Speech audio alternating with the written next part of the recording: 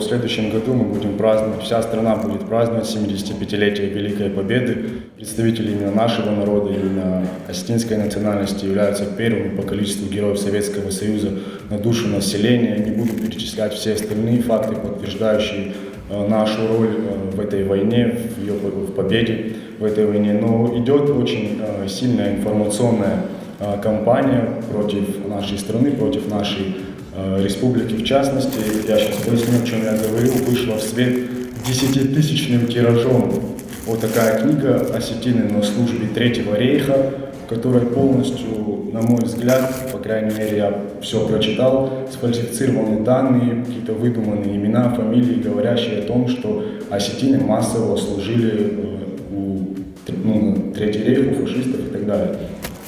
Был составлен запрос в Генеральную прокуратуру на имя генерального прокурора Российской Федерации Юрия Яковлевича Чайки. Я предлагаю коллегам после заседания ознакомиться, пробежаться по этой книге, ознакомиться также с обращением. И если кто-то согласен, чтобы мы коллективно как-то направили обращение генеральному прокурору, оно уже составлено. Мы депутаты Владикавказа, которые являются городом воинской славы, поэтому я думаю, постоянно закрывать глаза на вот такие попытки фальсификации истории неприемлемо. Спасибо.